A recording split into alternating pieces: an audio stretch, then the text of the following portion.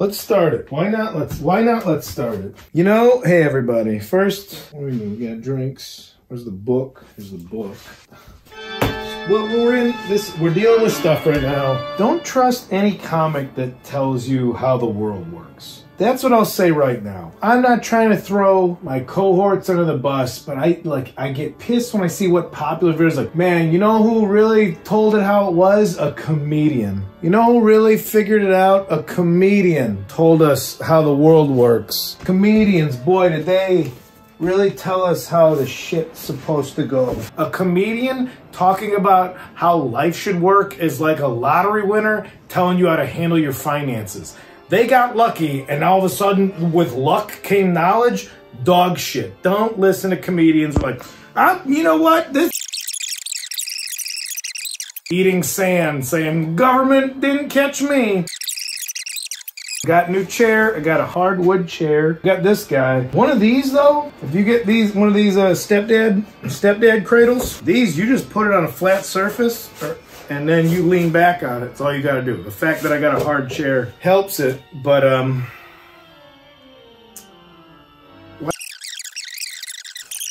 Michael, edit this shit out. Whatever I've said. Chapter 15, Dr. Seward's Diary. Continued.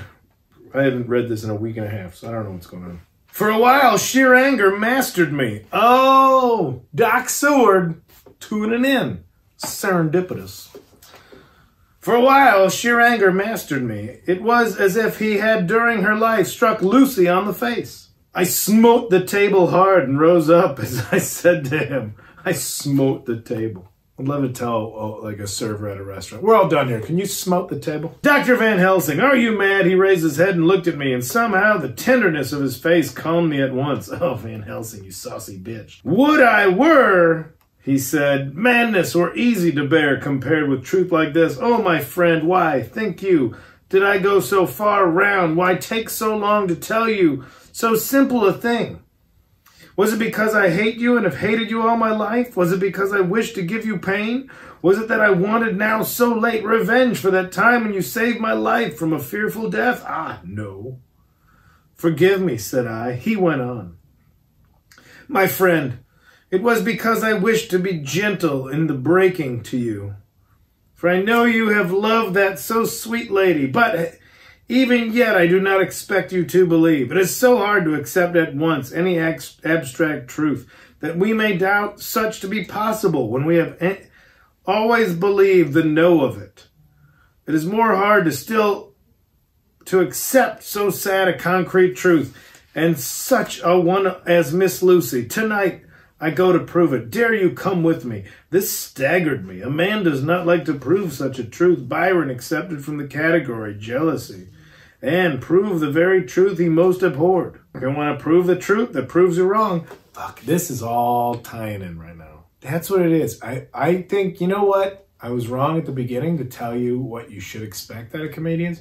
I appreciate comedians that are eternally curious rather than eternally self-satisfied. That's what I was trying to get at with my little rant. I'd rather see comedians or any artist go, I'm not sure about this thing, but this is my interpretation of it right now. Artists that proclaim certainty are not interesting. He saw my hesitation and spoke. The logic is simple. No madman's logic this time, jumping from tussock to tussock in a misty bog. If it be not true, then proof will be relief. At worst, it will not harm. If it be truth, there is the dread, yet very dread should help my cause, for in it some need... The fucking Van Helsing, goddamn. Come, I tell you what I propose. First, that we go off now and see that child in the hospital, Dr. Vincent of the North Hospital, where the papers say the child is a friend of mine, and I think of yours since you were in class at Amsterdam. He will let 2 scientists see his case, if he will not let 2 friends.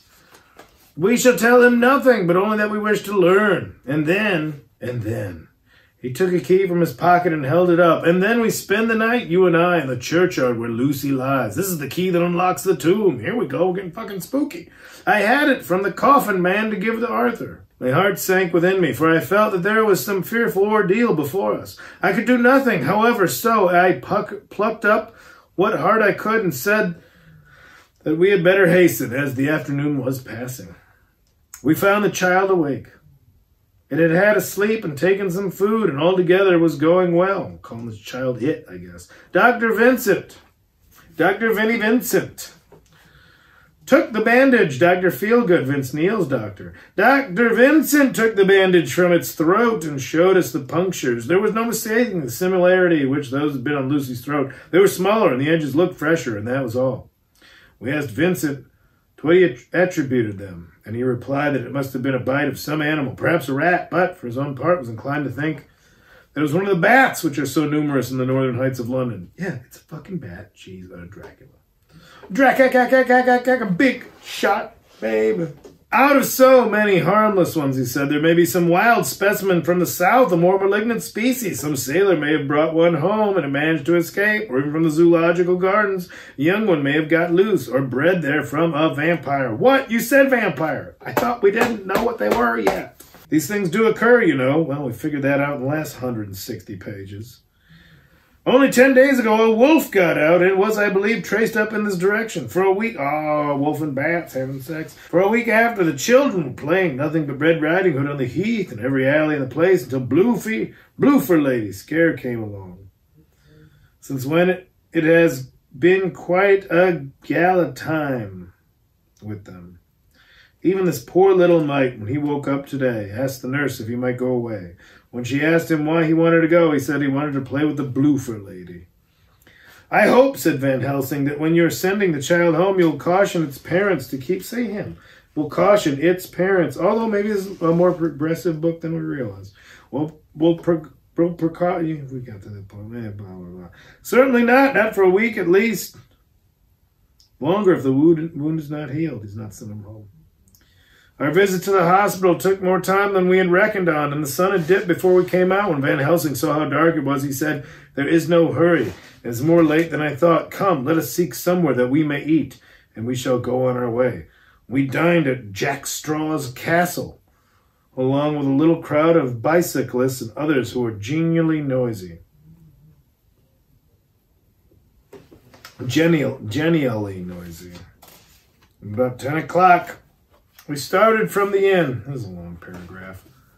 We started from the inn. It was then very dark, and the scattered lamps made the darkness greater when we were once outside their individual radius. The professor had evidently noted the road we were to go, for he went on hesitatingly. But as for me, I was in quite a mix-up as to locality.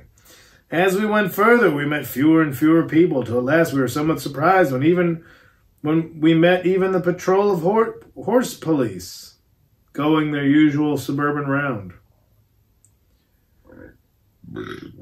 At last we reached the wall of the churchyard, which we climbed over, with some little difficulty, for it was very dark, and the whole place seemed so strange to us. We found the West End Rotund. The professor took the key, opened the creaky door, and standing back politely, but quite unconsciously, motioned me to precede him. You rascal, Van Helsing. There was a delicious irony in the offer and the courtliness of giving preference on such a ghastly occasion. My companion followed me quickly and cautiously drew the door to, after carefully ascertaining that the lock was a falling, not a spring one.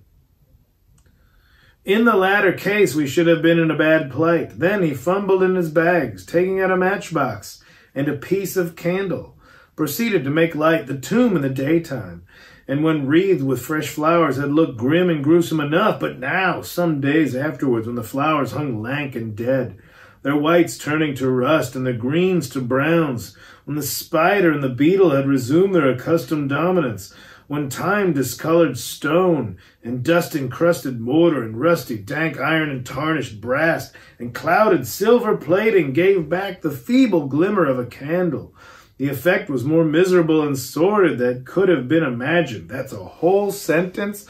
Very descriptive, but goddamn, break it up, Abe. It conveyed irresistibly the idea that life, animal life, was not the only thing which could pass away. Van Helsing went about his work systematically, no shit. Holding his candle so that he could read the coffin plates, and so holding it that the sperm dropped in white patches, that's what we're calling it, which congealed as they touched the metal. He made assurance of Lucy's coffin. Another search in his bag, and he took out a turn screw. What are you going to do? I asked. To open the coffin. You shall yet be convinced. Straight away he began taking out the screws, and finally lifted off the lid, showing the casing of lead beneath. The sight was almost too much for me. It seemed to be as much an affront to the dead as it would have been to have stripped off her clothing in her sleep whilst living. I actually took hold of his hand to stop him. He only said, "You shall see," and again fumbled in his bag. He took out a tiny fret saw. Striking the turn screw through the lead with a swift downward stab, which made me wince, he made a small hole, which was, however, big enough to admit the point of the saw. I had expected a gush of gas from the weak old corpse. We doctors who have had our... I gotta sneeze. I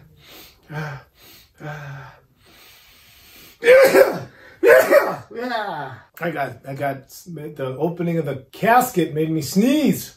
I'm not gonna say I'm immortal, but I'm allergic to death. That was badass. That's a badass statement to make. We doctors who have had to study our dangers have to become accustomed to such things, and I drew back towards the door. But the professor never stopped for a moment. He sawed down a couple of feet along the side of the lead coffin, then across, then down the other side. Taking the edge of the loose flange, he bent it backward towards the foot of the coffin, and holding up the candle into the aperture, motioned to me to look. Opened her up like a damn can of sardines. I drew near and looked. The coffin was empty. Oh, no. It was certainly a surprise to me. It gave me a considerable shock. But Van Helsing was unmoved. He was now more sure than ever of his ground, and so emboldened to proceed in his task. "Are you satisfied now, friend John?" he asked. I felt all the dogged argumentativeness of my nature awake within me as I answered him. "I am satisfied that Lucy's body is not in that coffin, but that only proves one thing." "And what is that, friend John?" "That it is not in there." "That is good logic," he said, "so far as it goes. But how can you account for it not being there?" Now we're getting into some shit. "Perhaps a body snatcher," I suggested. "Some of the Undertaker's people may have stolen it." I felt that I was speaking folly, and yet was the only real cause which I could suggest. The professor sighed. "Ah, well," he said, "we must have more proof. Come with me." He put on the coffin lid again and gathered up all his things and placed them in a bag, blew out the light and placed the candle also in the bag. We opened the door and went out. Behind us, he closed the door and locked it. He handed me the key, saying, "Will you keep it? You had better be assured." I'm still thinking about Know-It-All comics. God damn it. Anybody who acts like they know it all now will only be proven wrong in some sense later and admit to it and have to be enough of a human being to be like, I was incorrect and I will learn and go forth being curious. Or they will backtrack and always try and sort out why they were still right, but in a different set of rules. That's more for me to put on here for posterity rather than for the viewership. Nobody's listening to this at this point, so it's okay. It's a thing that's been bugging me all day. Anyway, keep the key. I motioned. It was a cheerful laugh. I laughed. It was not a cheerful laugh, I am bound to say, as I motioned to him to keep it. "A key is nothing," I said. "There may be duplicates, and anyhow, it is not difficult to pick a lock of that kind." He said nothing but put the key in his pocket, then told me to watch at one side of the churchyard, whilst he would watch the other. I took up my place behind a yew tree. There's no I in yew tree. And I saw his dark figure move until the intervening headstones and trees hid it from my sight. It was a lonely vigil. Just after I had taken my place, I heard a distant clock strike 12. And in time came 1 and 2. I was chilled and unnerved, and angry with the professor for taking me on such an errand, and with myself for coming. I was too cold and too sleepy to be keenly observant, and not sleepy enough to betray my trust. So altogether I had a dreary, miserable time. Suddenly, as I turned around, I thought I saw something like a white streak moving between 2 dark yew trees at the side of the churchyard farthest from the tomb. At the same time, a dark mass moved from the professor's side of the ground and hurriedly went towards it. Then I moved too, but I had to go round headstones and railed off tombs and stumbled over graves. The sky was overcast, and somewhere far off an early cock crew. That's the opposite of the past tense of crowed. Crow? Crowed. It's crew. A little way off, behind a line of scattered juniper trees, there is an eye in juniper, which marked the pathway to the church, a white, dim figure flitted in the direction of the tomb. The tomb itself was hidden by trees, and I could not see where the figure disappeared. I heard the rustle of actual movement where I had first seen the white figure, and coming over, found the professor holding his arms, a tiny child. When he saw me, he held it out to me and said, "Are you satisfied now?" "No," I said, in a way that I felt was aggressive. "No, I'm not satisfied. You've just kidnapped someone. I'm not satisfied with that as an answer."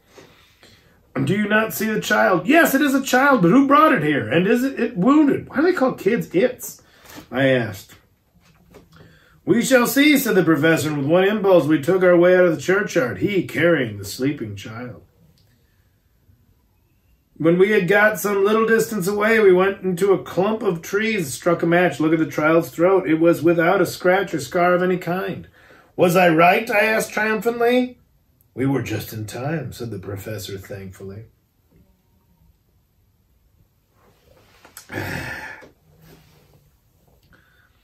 We had now to decide what we were to do with the child, and so consulted about it. If we were to take it to a police station, we should have to give some account of our movements during the night. At least we should have to make some statement as to how we come to find the child. So finally, we decided that we would take it to the heath. And when we heard a policeman coming, we would leave it where he could not fail to find it. We would then seek our way home as quickly as we could. All fell out well. At the edge of Hampstead Heath, we heard a policeman's heavy tramp. And laying the child in the pathway, we waited and watched until he saw it as he flashed his lantern to and fro. We heard his exclamation of astonishment, and then we went away silently. By good chance, we got a cab near the Spaniards, that's in quotes, and drove to town. Oh, they got against Spaniards. I cannot sleep, so I make this entry. But I must try to get a few hours' sleep, as Van Helsing is to call for me at noon. But he insists that I shall go with him on another expedition. 27th September. It was 2 o'clock before we found a suitable opportunity for our attempt. The funeral held at noon was all completed, and the last stragglers of the mourners had taken themselves lazy away, when, looking carefully from behind a clump of alder trees, we saw the sexton lock the gate after him. We knew then that we were safe till morning, did we desire it, but the professor told me that we should not want more than an hour at most. Again, I felt that horrid sense of the reality of things, in which any effort of imagination seemed out of place. And I realized distinctly the perils of law which we were incurring in our unhallowed work. Besides, I felt it was also useless. Outrageous as it was to open a leaden coffin to see if a woman dead nearly a week were really dead, it now seemed the height of folly to open the tomb again when we knew from the evidence of our own eyesight that the coffin was empty. I shrugged my shoulders, however, and rested silent, for Van Helsing had a way of going his own road, no matter who remonstrated. He took the key, opened the vault, and again courteously motioned to me to proceed.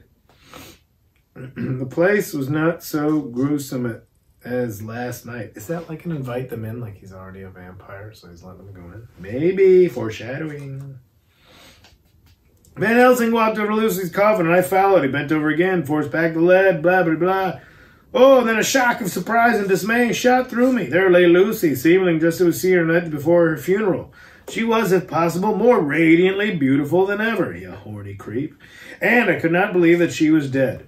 The lips were red, nay, redder than before, say some about the cheeks, and on the cheeks was a delicate bloom. Talk about the cheeks! Clap them cheeks, dog. Is this a juggle? I said to him. Is this a juggle? Imagine the first person who juggled. And they're like, hey, check it out. And everybody's like, you're worthless to our community. She may have been... no, wait. See? And she had white teeth, too. See, he went on, see there, even sharper than before, with this and this.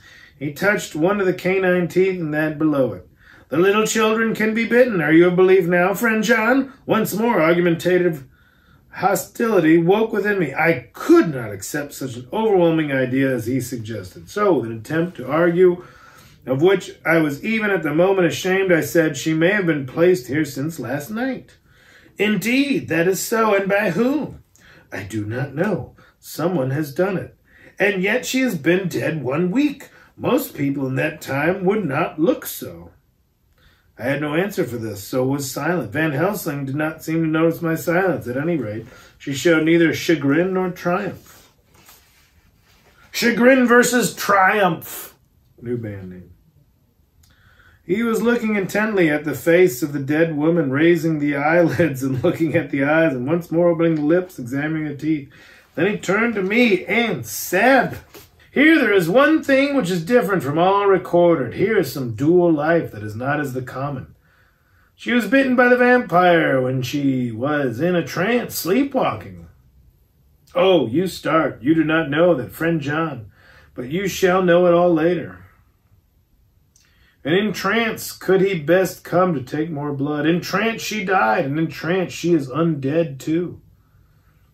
So does that she differ from all other. Usually when the undead sleep at home. As he spoke, he made a comprehensive sweep of his arm to designate what to a vampire was home. Their face show what they are.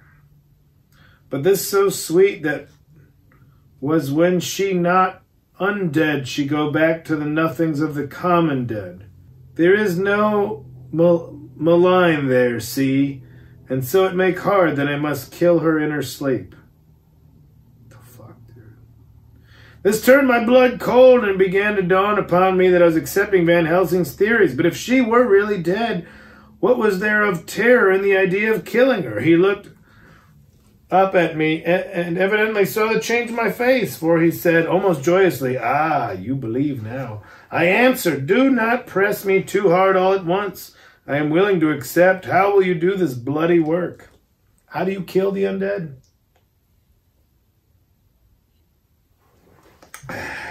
I shall cut off her head and fill her mouth with garlic. And then preheat the oven to 325 degrees.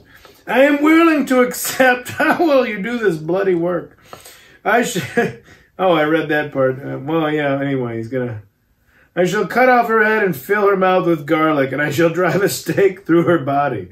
Ooh, that's how you kill a vampire. Kebabs. It made me shudder to think of so mutilating the body of the woman whom I have loved without a nice side of hummus and pita bread. And yet the feeling was not so strong as I had expected. I was, in fact, beginning to shudder at the presence of this being, this undead, as Van Helsing called it, and to loathe it. Is it possible that love is all subjective or all objective? You come to a lot of weird terms right now, dude. I waited a considerable time for Van Helsing to begin, but he stood as if wrapped in thought. Presently, he closed the catch of his bag with a snap and said, I have been thinking. I have made up my mind as to what is best. If I did simply follow my inkling.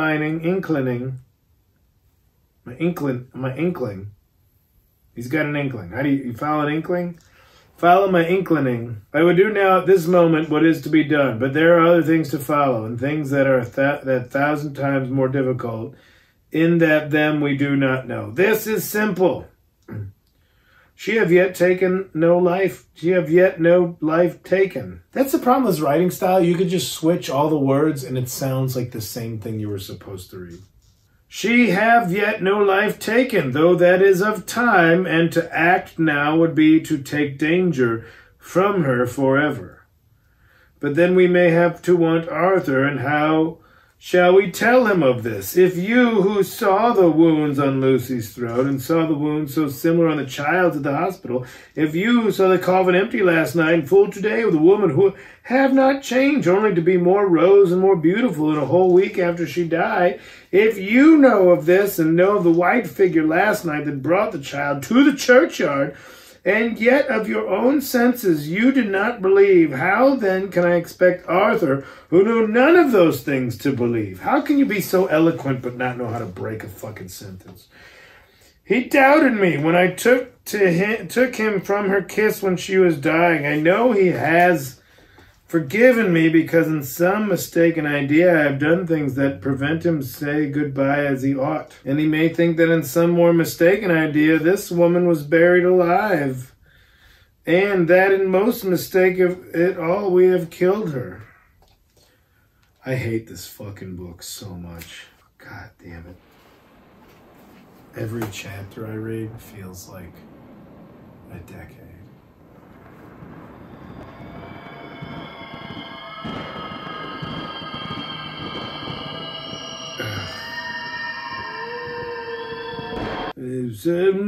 But he will then argue back that it is we, mistaken ones, that have killed her by our ideas, and so he will be much unhappy always. Yet he never can be sure, that is the worst of all, and he will sometimes think that she he loved was buried alive, and that will paint his dreams with horrors of what she must have suffered. And again, and he will think that we may be right, and that his so beloved was, after all, an undead, period. No! Exclamation point. I told him once, and since then I learned much. Now, since I know it is all true 100,000 times more, do I know that he must pass through the bitter waters to reach the sweet. He, poor fellow, fuck off. So we locked the tomb and came away and got over the wall of the churchyard, which is not much of a task, and drove back to Piccadilly. The rest of the whole thing was him just yammering about telling the dude who was going to marry her. Note left by Van Helsing. Van Helsing in his portmanteau, Berkeley Hotel. Directed to John Seward, M.D. Not delivered. Great. A Van Helsing chapter. 27th September. Friend John, I write this in case anything should happen. Just write it. You don't have to say why. Just write the fucking thing. It's like when people say, can I ask a question right now? Just ask the question. Why did you waste the economy of words? I write this in case anything should happen. I go alone to watch in the churchyard. It pleases me that the undead Miss Lucy shall not leave tonight, that so on the morrow night she may be more eager. Therefore I shall fix some things she like not, garlic and a crucifix, and so seal up the door of the tomb. She is young as undead, and will heed. Moreover, these are only to prevent her coming out. They may not prevail on her wanting to get in. For then the undead is desperate, and must find the line of least resistance. Whatsoever it may be, I shall be at hand all night from sunset till after sunrise. And if there be aught that may be learned from, I shall learn it. For Miss Lucy or from her, I have no fear. But that other to whom is there that she is undead, he have now the power to seek her tomb and find shelter. He is cunning. He's talking about Dracula. And I know from Mr. Jonathan and from the way that all along he have fooled us when he played with us for Miss Lucy's life, and we lost. And in many ways the undead are strong. He have always the strength in his hand of 20 men. Even we 4 who gave our Dracula's out there. And therefore I write this in case. Take the papers that are with this, the diaries of Harker and the rest, and read them, and then find this great undead and cut off his head and burn his heart and drive a stake through it, so that the world may rest from it. If it be so, farewell, Van Helsing. There's the directions. Dr. Seward's diary, 28th of September. It isn't wonderful what a good night's sleep will do for one. No shit. Yesterday I was almost willing to accept Van Helsing's monstrous ideas, but now they seem to start out lurid before me as outrages on common sense. I have no doubt that he believes it all. I wonder if his mind can have become in any way unhinged. Surely there must be some rational explanation of all these mysterious things. Is it possible that the professor can have done it himself? He is so abnormally clever that if he went off his head, he would carry out his intent with regard to some fixed idea in a wonderful way. I am loath to think it. And indeed, it would be almost great a marvel as the other to find Van Helsing was mad. But anyhow, I shall watch him carefully. I may get some light on the mystery. 29th September morning, last night. At a little before 10 o'clock, Arthur and Quincy came into Van Helsing's room. He told us all that he wanted us to do so, but especially addressing himself to Arthur as if all our wills were centered in his. He began by saying that he hoped we would all come with him too, for, he said, there is a grave duty to be done there. You were doubtless surprised at my letter. This query was addressed to Lord Godalming. It was. It rather upset me for a bit. There's been so much trouble around my house of late that I could do without any more. I have been curious, too, as to what you mean. Quincy and I talked it over. But the more we talked, the more puzzled we got. Until now, I can say for myself that I'm about up a tree as to any meaning about anything. Me too, said Quincy Morris laconically. Me too, said Kyle Kinane, reading this dog shit. Oh, said the professor, then you are near the beginning, both of you, than friend John here, who has to go a long way back before I could even get so far as to begin. It was evident that he recognized my return to my old doubting frame of mind without saying a word. I'm reading the book and I doubt you, dude, and I know what happened. Then, turning to the other two, he said with intense gravity, I want your permission to do what I think good this night.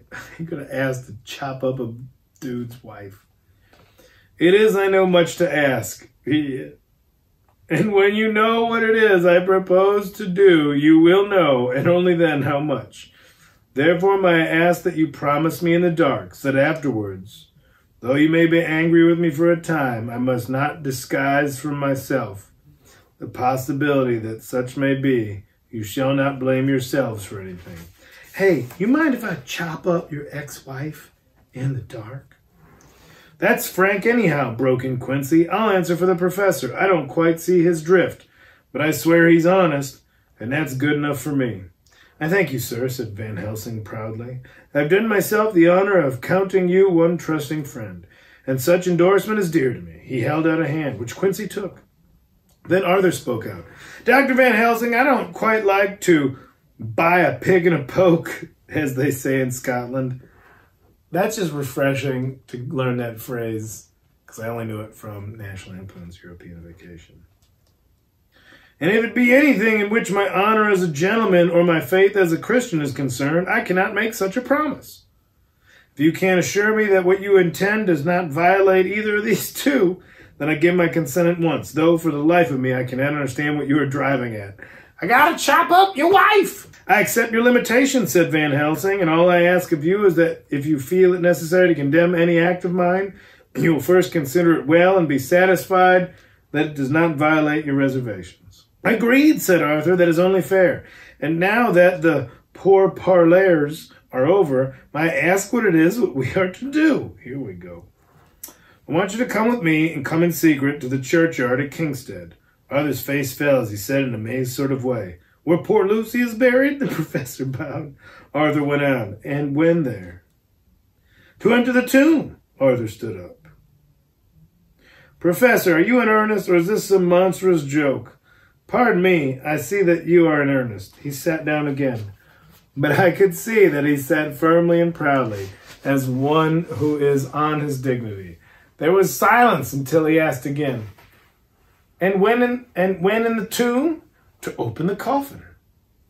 This is too much, he said, angrily rising again. This is... Imagine, hey, we gotta go peek at your dead wife. This is too much. I am willing to be patient in all things that are reasonable, but in this desecration of the grave of one who... He fairly choked with indignation. The professor looked pityingly at him. If I could spare you one pang, my poor friend, he said, God knows I would. But this night our feet must tread on thorny paths, or later, and forever. The feet you love must walk in paths of flame. That's a statement to make to somebody. Arthur looked up with a set white face and said, "Take care, sir, take care." "Would it not be well to hear what I have to say?" said Van Helsing. "And then you will at least know the limit of my purpose. Shall I go on?" "That's fair enough," broke in Morris. After a pause, Van Helsing went on, evidently with an effort. "Miss Lucy is dead, is it not so?" "Yes." "Then there can be no wrong to her. But if she is not dead—" Arthur jumped to his feet. "Good God!" he cried. "What do you mean? Has there been any mistake? Has she been buried alive?" He groaned in anguish that not even hope could soften. "I did not say she was alive, my child. I did not think it. I go no further than to say that she might be undead." Undead is capitalized. Capital capital dead. Undead? Not alive? What do you mean? Is this all a nightmare, or what is it? This is a question I've been asking for a while, Arthur. "There are mysteries which men can only guess at, which age by age they may solve only in part. Believe me, we are now on the verge of one, but I have not done. May I cut off the head of dead Miss Lucy?" Get the fuck out of here. Come on, man. Hey, let me just get to the point. Can I cut off your dead wife's head? Yes or no, dude? Yes or no? Get the fuck. Why would you ask? I hear action outside. I'm in a garage. All people know is that I just yelled out, "Can I cut the head off of your dead ex-wife?" That's the real world thing that people hear in the alley behind me right now. They don't know I'm reading a book. I might go to jail tonight. Bring her home. Okay, let's get ready for Arthur's answer. Let me go back a bit. "May I cut off the head of dead Miss Lucy?" "Heavens and earth, no!" cried Arthur in a storm of passion. Appropriately so. "Not for the wide world will I consent to any mutilation of her dead body. Dr. Van Helsing, you try me too far. What have I done to you that you should torture me so? What did that poor sweet girl do that you should want to cast such dishonor on her grave? Are you mad that speak such things, or am I mad to listen to them? Don't dare to think more of such a desecration. I shall not give my consent to anything you do. I have a duty to do in protecting her grave from outrage. And, by God, I shall do it." Van Helsing rose up from where he had all the time been seated and said gravely and sternly, "My Lord Godalming, I, too, have a duty to do. A duty to others. A duty to you. A duty to the dead. And by God, I shall do it. All I ask now is that you come with me and that you look and listen. And if, when later, I make the same request, you do not be more eager for its fulfillment even than I am, then I shall do my duty, whatever it may seem to me. And then, to follow of your lordship's wishes, I shall hold myself at your disposal to render an account to you, when and where you will." His voice broke a little, and he went on with a voice full of pity. "But, I beseech you, do not go forth in anger with me. In a long life of acts which were often not pleasant to do, and which sometimes did wring my heart, I have never had so heavy a task as now. Believe me that if the time comes for you to change your mind towards me, one look from you will wipe away all this so sad hour, for I would do what a man can to save you from sorrow. Just think. For why should I give myself so much of labor and so much of sorrow? I have come here from my own land to do what I can of good. At the first, to please my friend John, and then to help a sweet young lady, whom, too, I came to love. For her, I am ashamed to say so much, but I say it in kindness, I gave what you gave, the blood of my veins. I gave it. I, who was not like you, her lover, but only her physician and friend. I gave to her my nights and days. before death, after death, and if my death can do her good even now, when she is the dead, undead, capital, she shall have it freely. He said this with a very grave, sweet pride and in a cadence we can fucking understand in the 21st century. And Arthur was much affected by it. He took the old man's hand and said in a broken voice, "Oh, it is hard to think of it, and I cannot understand. But at least I shall go with you and wait." Ho ho! Chapter 15. That was something, huh? I want to write a book which just has well, I guess I just invented Cliff's Notes in my head, so never mind. I want to write a book where it's just like one paragraph that sums up the whole chapter, and that's it. You read the book in like 4 pages. But that's Cliff's Notes. I invented Cliff's Notes. Oh God, it is hot. I can't focus. Half of this. Now this whole thing is just turned into a rant that I have in quarantine. That's not. Wait, who's that helping? What's that for, right? All right, discard anything you disagree with. If you're still listening, cool, thanks. Also, these, I don't know what these are called, but these are great. You just put them on a surface and then they're hinged, so you got a back. Put it on a rack, you got a hinge. I mean, I'm not like sponsored by anybody, so it's just nice to have.